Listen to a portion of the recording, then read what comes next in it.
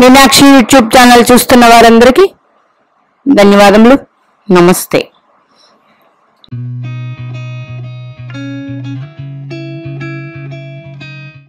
ఈరోజు వీడియో 10వ భాగం గురించి ముఖ్యంగా తెలుసుకోవాల్సినవి వృత్తికి సంబంధించి.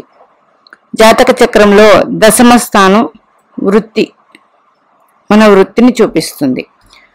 మరి మన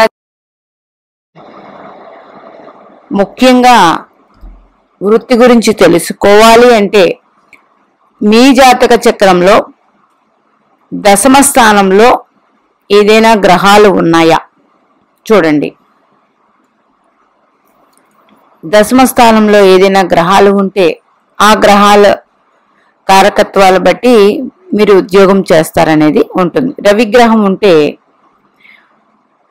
గవర్నమెంట్ రిలేటెడ్ ఉద్యోగాలు, ఓకే, అట్లాగే లీడర్షిప్ క్వాలిటీస్ అంటే రాజకీయం, ఇవన్నీ కూడా వస్తాయి. మరి రవి దశమ భావంలో దిగ్బలం పొందుతారు.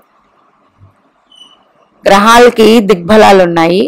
బుధుగురులు లగ్నంలో, చంద్రులు, శని భగవానుడు సప్తమంలో,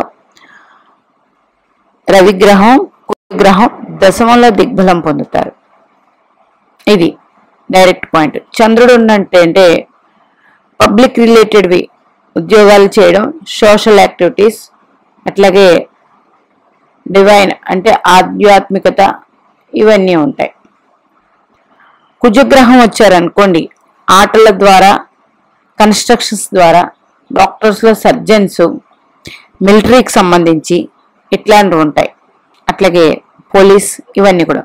బుధుడు వచ్చారనుకోండి, వ్యాపారం, మాట ద్వారా ఉంటుంది. అంటే మీరు కొన్ని ఉద్యోగాలు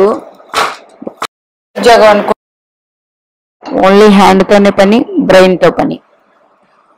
మరి బుధుడు వచ్చేటప్పటికి అంతా కూడా లెక్కలు అంటే గణిత శాస్త్రం, వ్యాపారం, ట్రేడింగు, ఇట్లాంటి అన్నిటిలోకి వెళ్తారు. గురుగ్రహం వస్తే బ్యాంకింగ్ సెక్టార్స్, మనీ, ఇవన్నీ. శుక్రగ్రహం వస్తే బ్యూటీ కాన్సెప్ట్కి, ఇది కూడా మనీ రిలేటెడ్. అంటే అట్లాగే మెటీరియల్గా మనం ఈ భూమి మీద ఏమేమైతే మనకి ఇంట్లో కావాల్సినవి మెటీరియల్ ఉంటాయో వాటి ద్వారా కళలు. శని భగవాన్ ఆయిల్, ఐరన్, అట్లాగే వ్యవసాయం అంటే భూమి లోపల ఉన్నవి, ఇంకా చాలా ఉంటాయండి. రాహువు రాజకీయం, డాక్టర్స్, ఇవి ఉండొచ్చు. కేతువు ఆధ్యాత్మికంగా అయితే చాలా పనికొస్తారు.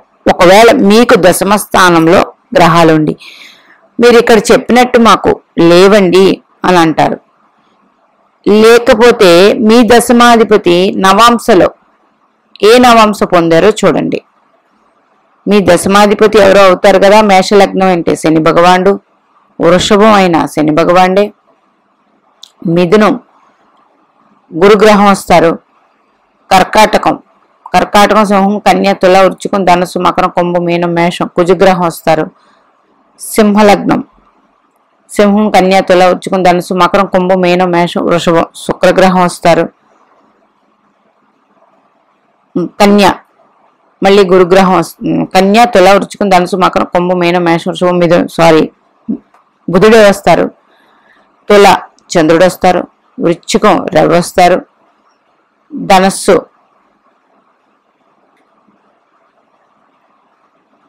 బుధుడు వస్తారు. మకరం శుక్రగ్రహం వస్తారు. కుంభం కుజుడు వస్తారు. మీనం గురుగ్రహం వస్తారు. ఏది దశమ క్షేత్రం. ఇట్లాగా మీ దశమాధిపతి మీకు మీ చార్ట్ తీసి చూసుకుంటే తెలుస్తుంది.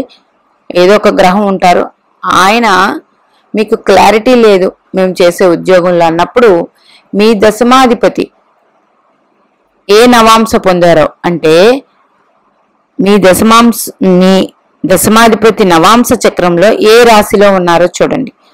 ఆ రాశ్యాధిపతి ఎవరో ఒకరు అవుతారు కదా. ఆ రాశ్యాధిపతి కారకత్వాలను బట్టి కూడా మీ ప్రొఫెషన్ ఉంటుంది. అంటే రవికి అయితే లగ్న కారకత్వం, చంద్రుడికి చతుర్థానికి కారకుడు, కుజుడు 3, 6 భావాలకి కారకుడు, బుధగ్రహం దశమానికి కారకుడు, గురుగ్రహం 2, 5, 9, 11 భావాలకి కారకుడు, శుక్రగ్రహం సప్తమానికి కారకుడు, శని భగవానుడు అష్టమ వ్యయాలకి కారకుడు. ఆ ఇప్పుడు మీ దశమాధిపతి ఎవరైతే ఉన్నారో ఆయన వెళ్ళి నవాంశలో మకరంలో ఉన్నారనుకోండి. మకరం అంటే ఏంటి? శని భగవానుడు. శని భగవానుడు కారకత్వాలు ఏంటి? అష్టమ వ్యయ స్థానాలు. అష్టమం అంటే మీకు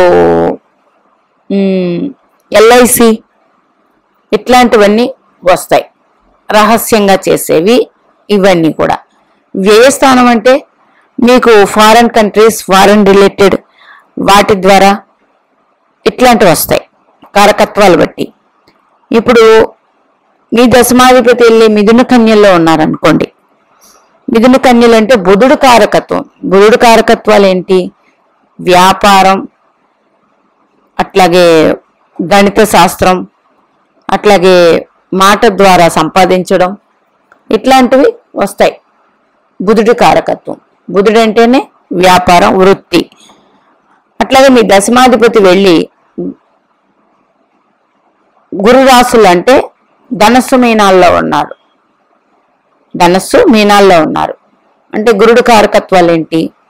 2, 5, 9, 11. 2కి మాట, అట్లాగే కుటుంబం ద్వారా ఏదైనా కొంతమందికి పారంపర్యంగా వచ్చే వ్యాపారాలు ఉంటాయి. తండ్రి ద్వారా తండ్రి ఒక వ్యాపారం చేస్తూ ఉంటారు, కొడుకు కూడా ఆ వ్యాపారాన్ని కంటిన్యూ చేస్తారు కదా, ఇట్లాగా.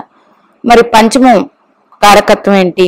జ్ఞానం, క్రియేటివిటీ, ట్రేడింగు, ఇట్లాంటివి వీటి ద్వారా మీకు రావచ్చు. మరి 9వ భావంకు అనుకున్నారనుకోండి, గురుడు కారకత్వం తీసుకుందాం. 9 అంటే ఆధ్యాత్మికం, అట్లాగే ట్రస్ట్, ఏదైనా భగవంతునికి సంబంధించింది, లేకపోతే తండ్రిని సూచిస్తుందండి. తండ్రి ద్వారా వచ్చేది ఏదైనా సరే, ఇట్లాంటివి ధార్మికం, ఇలాంటి మరి లాభస్థానం ఏం సూచిస్తుంది? గురుడే. లాభం అంటే లాభకారకుడు గురుడే. మీకు 11వ భావం నుంచి మీరు ఏం తీసుకుంటారు? కాలపురుష కుండల చక్రంలో అది కుంభరాశి కూడా అవుతుంది కదా. డైరెక్ట్గా 11వ భావం నుంచి మీరు మీకు ఏదైతే సమాజం వస్తుంది, అక్కడ ఫ్రెండ్స్ వస్తారు, మీకన్నా అన్నలు వస్తారు, వాళ్ళ ద్వారా ఏదైనా మీకు సహాయాలు అట్లాంటి ద్వారా మీరు వాళ్ళ నుండి నేర్చుకుని చేసేది ఏమైనా సరే మీరు అందులోకి వెళ్ళవచ్చు. అట్లాగే దశమాధిపతి దశమంలో మీకు డైరెక్ట్గా గురుగ్రహం ఉన్నారనుకోండి. అసలు దశమంలో గురుడు మకర రాశి కాలపురుష కుండల చక్రానికి దశమం, అందులో మరి నీచి పడతారు కదా. దశమంలో మకర రాశిలో గురుగ్రహం నీచి పడతారు. ఇక్కడ మీకు దశమక్షేత్రంలో గురుడు ఉన్నారు. ఆ గురుడికి అంత బలమైతే ఉండదు ఒరిజినల్గా మనం చూసుకుంటే. అదే చతుర్థంలో గురుడు ఉన్నారు మీకు, అది కర్కాటక రాశి, గురునికి ఉచ్చక్షేత్రం జన్మజాతక చక్రంలో. దశమాన్ని డైరెక్ట్గా వీక్షిస్తారు. అప్పుడు మీకు ఉచ్చక్షేత్రం నుంచి వీక్షిస్తున్న ఫలితాలు అందుకుని మంచి మంచి కార్యక్రమాలు ఆధ్యాత్మికంగా చేయడం, ధార్మికంగా చేయటం, అలాగే బ్యాంకింగ్ సెక్టర్ అవన్నీ ఉంటాయి. చతుర్థంలో ఆయన ఉంటారు కాబట్టి. మరి కాలపురుష కుండల చక్రానికి మకర రాశి శని భగవానుడు కాబట్టి దశమంలో కానీ బుధగ్రహం ఉన్నా, ఏది బుధుడు కారకుడు కాబట్టి మరి కారకో భావనాశాయ అన్నారు కదా. కారకో భావనాశాయ అన్నదానికి మీరు మకర లగ్నం అయ్యి, మీరు మకర లగ్న జాతకులయ్యి బుధుడు దశమంలో ఉన్నప్పుడు కొన్ని రకాల ఇబ్బందులు 100% ఉంటాయి. అంటే మకరానికి డైరెక్ట్గా బుధుడే కారకుడు, రాశి శని భగవానుడు అయితే దశమ కారకుడు బుధుడు కాబట్టి అక్కడ మకర లగ్న జాతకులు బుధుడు దశమంలో ఉంటే కొన్ని రకాల ఇబ్బందులు ఉంటాయి. అన్ని లగ్నాలకి ఇది వర్తించదు. బుధుడు దశమంలో ఉన్నారు ఎవరికైనా, మకర లగ్నం కాకుండా వేరే లగ్నాల వారికి, బుధుడికి సంబంధించిన వృత్తుల్లోకి వెళ్తే మీరు 100% ఉంటుంది. మరి కుజుడు ఉన్నాడండి, మరి కుజుడు దశమంలో దిగ్బలం పొందుతారు, అదే మకర రాశిలో ఉచ్చ కూడా పొందుతారు కుజుడు. అప్పుడు అత్యంత బలవంతుడు కుజుడు అవుతాడు. కుజుడు ద్వారా వచ్చేవన్నీ కూడా మీరు ఉద్యోగాల్లో జాయిన్ అవ్వచ్చు. అసలు మాకు ఏ గ్రహము లేదండి దశమ స్థానంలో అన్నప్పుడు మీ దశమాధిపతి ఏ భావంలో పడ్డాడో ఆ భావం నుంచి కూడా మీరు వృత్తిని తీసుకోవచ్చు జాతక రాశి చక్రంలో. అక్కడ క్లారిటీ లేదన్నప్పుడు మీ దశమాధిపతి ఏ నవాంశ పొందారో ఆ రాశ్యాధిపతి కారకత్వాలు తీసుకుని మీరు డైరెక్ట్గా జాబ్ అనేది చూసుకోవడం జరుగుతుంది. ఇందుచేత నవాంశలో ఏ రాశిలో ఉన్నారో దాన్ని బట్టి గ్రోత్ అనేది చూడొచ్చు.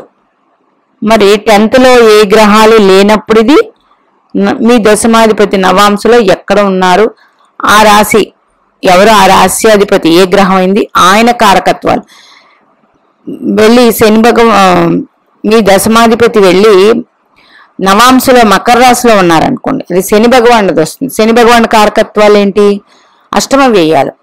అష్టమ వ్యయాలకి సంబంధించి మీరు ఉద్యోగం చూసుకుంటే సరిపోతుంది. వ్యయం అంటే మరి ఫారెన్ కంట్రీసే కాదండి, చారిటీలు పెట్టడం ఇట్లాంటివి కూడా చూసుకోవచ్చు.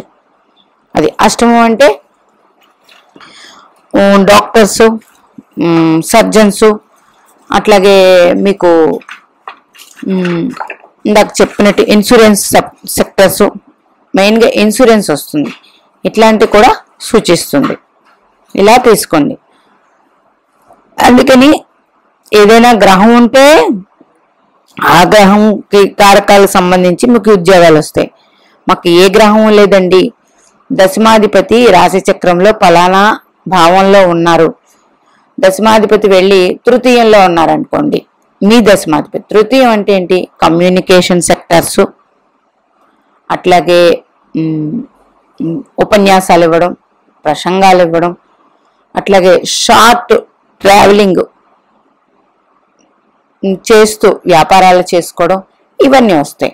మీ దశమాధిపతి వెళ్ళి ద్వితీయంలో ఉన్నారనుకోండి, కుటుంబానికి సంబంధించిన వ్యాపారాలు, కుటుంబం నుంచి సంక్రమించిన కొన్ని వృత్తులు అవి మీరు చేస్తారు.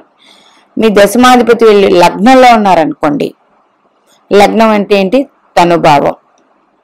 లగ్నం అంటే డైరెక్ట్గా తనువే, అంటే మీరు మీ స్వయం కృషితో పైకి వచ్చి పేరు ప్రతిష్టలు. మీ దశమాధిపతి వెళ్ళి లగ్నం ఏ స్థానంలో ఉన్నారనుకోండి, మీరు ఫారెన్ కంట్రీస్ ద్వారా మీకు లాభాలు వస్తాయి. మీ దశమాధిపతి వెళ్ళి చతుర్థంలో ఉన్నారనుకోండి, మీరు సొంత ఊర్లోనే ఉద్యోగమో వ్యాపారమో లేకపోతే భూములకి సంబంధించినవో అట్లాంటివి చేసుకుంటారు. మీ దశమాధిపతి వెళ్ళి పంచమంలోనే ఉన్నారనుకోండి, మీరు క్రియేటివిటీ ద్వారా మీరు వృత్తో వ్యాపారమో అందులో రాణిస్తారు.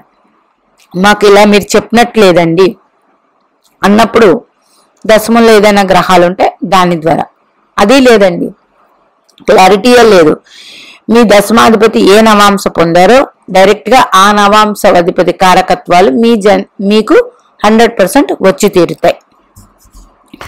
ఇందుచేత దశమ భావం అన్నది ఇన్ని విధాలుగా చూసుకోవచ్చు. ఎందుకండి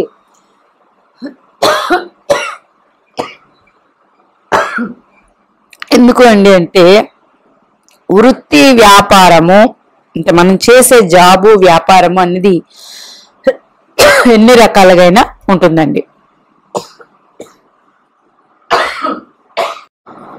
మీనాక్షి దేవి ఆశీస్సులు మనందరి మీద ఉండాలని కోరుకుంటూ నమస్తే.